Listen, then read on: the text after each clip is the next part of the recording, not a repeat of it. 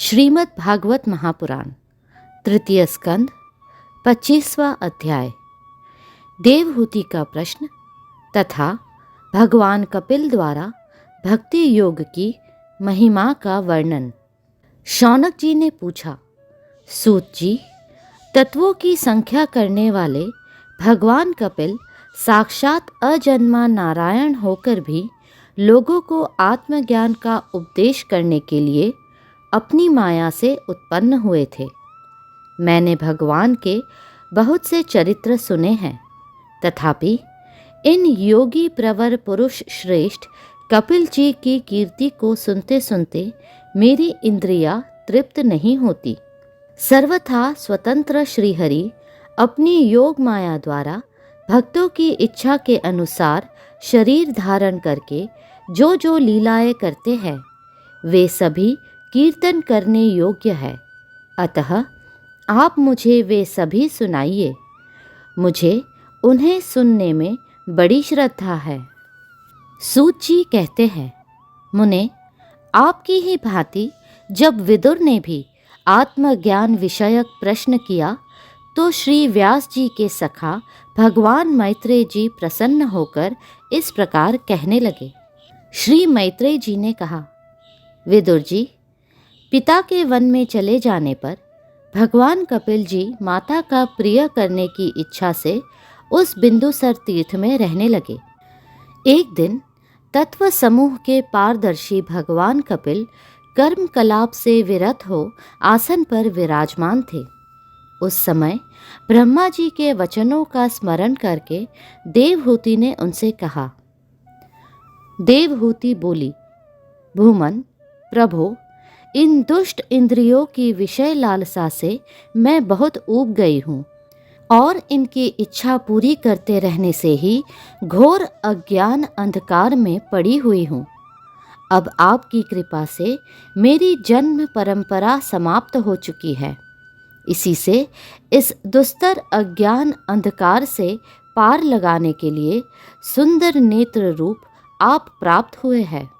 आप संपूर्ण जीवों के स्वामी भगवान आदि पुरुष है तथा अज्ञान अंधकार से अंधे पुरुषों के लिए नेत्र स्वरूप सूर्य की भांति उदित हुए हैं।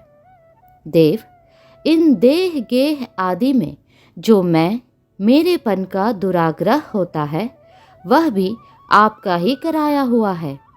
अतः अब आप मेरे इस महामोह को दूर कीजिए। आप अपने भक्तों के संसार रूप वृक्ष के लिए कुठार के समान हैं।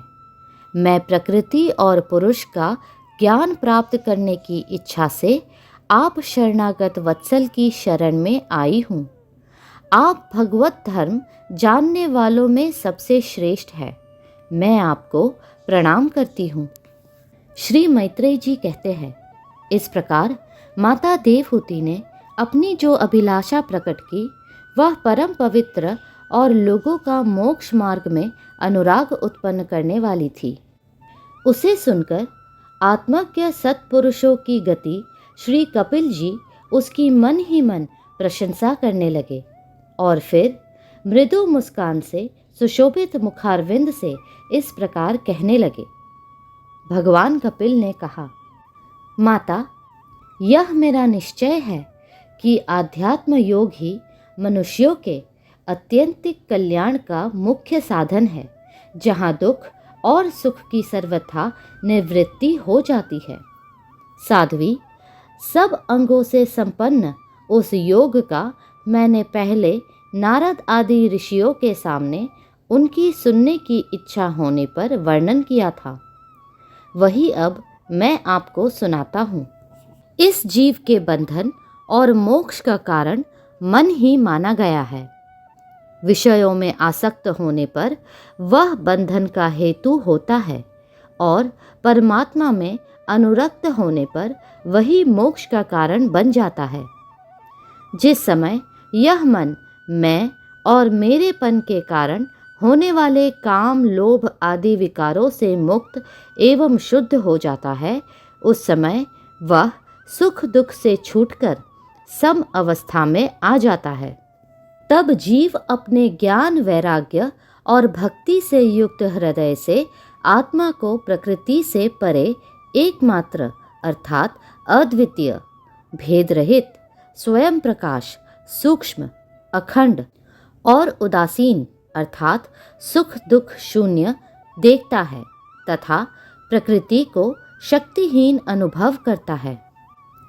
योगियों के लिए भगवत प्राप्ति के निमित्त सर्वात्मा श्री हरि के प्रति की हुई भक्ति के समान और कोई मंगलमय मार्ग नहीं है। विवेकी जन संग या आसक्ति को ही आत्मा का अच्छेद्य बंधन मानते हैं, किंतु वही संग या आसक्ति जब संतों, महापुरुषों के प्रति हो जाती है तो मोक्ष का खुला द्वार बन जाती है। जो लोग सहनशील, दयालु, समस्त देहधारियों के अकारण हेतु किसी के प्रति शत्रुभाव न रखने वाले, शांत, सरल स्वभाव और सत्पुरुषों का सम्मान करने वाले होते हैं, जो मुझ में अनन्य भाव से सुदृढ़ प्रेम करते हैं, मेरे लिए संपूर्ण कर्म तथा अपने सगे संबंधियों को भी त्याग देते हैं और मेरे परायण रहकर मेरी पवित्र कथाओं का श्रवण कीर्तन करते हैं तथा मुझ में ही चित्त लगाए रहते हैं, उन भक्तों को संसार के तरह तरह के ताप कोई कष्ट नहीं पहुंचाते हैं। साध्वी, ऐसे ऐसे सर्वसंग परित्यागी महापुरुष ही साधु होते हैं। तुम्हें उन्हीं के संग की इच्छा करनी चाहिए, क्योंकि वे आसक्ति से उत्पन्न सभी दोषों को हर लेने वाले हैं। सत्पुरुषों के समागम से मेरे पराक्रमों का यथार्थ ज्ञान कराने वाली तथा हृदय और कानों को प्रिय लगने वाली कथाएं होती है। उनका सेवन करने से शीघ्र ही मोक्ष मार्ग में श्रद्धा, प्रेम और भक्ति का क्रमशः विकास होगा। फिर मेरी सृष्टि आदि लीलाओं का चिंतन करने से प्राप्त हुई भक्ति के द्वारा लौकिक एवं पारलौकिक सुखों में वैराग्य हो जाने पर मनुष्य सावधानतापूर्वक योग के भक्ति प्रधान सरल उपायों से समाहित होकर मनोनिग्रह के लिए यत्न करेगा। इस प्रकार प्रकृति के गुणों से उत्पन्न हुए शब्द आदि विषयों का त्याग करने से, वैराग्य युक्त ज्ञान से, योग से और मेरे प्रति की हुई सुदृढ़ भक्ति से मनुष्य मुझ अपने अंतर आत्मा को इस देह में ही प्राप्त कर लेता है। देवहूति ने कहा, भगवन, आपकी समुचित भक्ति का स्वरूप क्या है और मेरी जैसी अबलाओं के लिए कैसी भक्ति ठीक है, जिससे कि मैं सहज में ही आपके निर्वाण पद को प्राप्त कर सकूं। निर्वाण स्वरूप प्रभु, जिसके द्वारा तत्व ज्ञान होता है और जो लक्ष्य को बेधने वाले बाण के समान भगवान की प्राप्ति कराने वाला है, वह आपका कहा हुआ योग कैसा है और उसके कितने अंग हैं? हरे, यह सब आप मुझे इस प्रकार समझाइए जिससे कि आपकी कृपा से मैं मंदमती स्त्री जाति भी इस दुर्बोध विषय को सुगमता से समझ सकूं।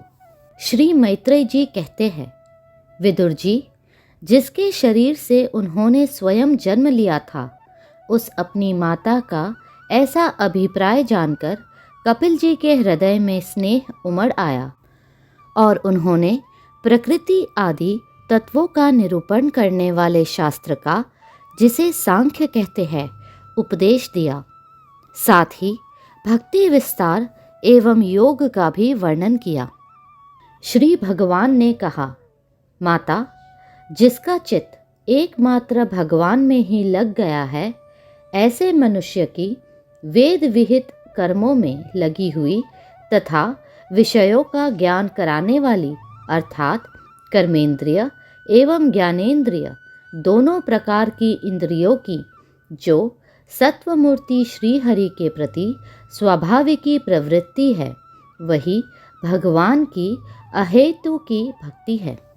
यह मुक्ति से भी बढ़कर है, क्योंकि जठरानल जिस प्रकार खाए हुए अन्न को पचाता है, उसी प्रकार यह भी कर्म संस्कारों के भंडार रूप लिंग शरीर को तत्काल भस्म कर देती है।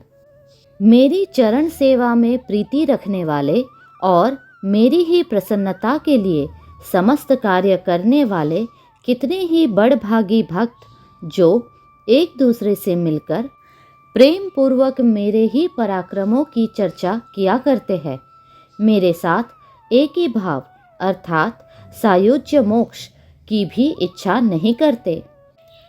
माँ, वे साधुजन अरुण नयन एवं मनोहर मुखारविंद से युक्त मेरे परम सुंदर और वरदायक दिव्य रूपों की झांकी करते हैं और उनके साथ सप्रेम संभाषण भी करते हैं, जिसके लिए बड़े बड़े तपस्वी भी लालायित रहते हैं।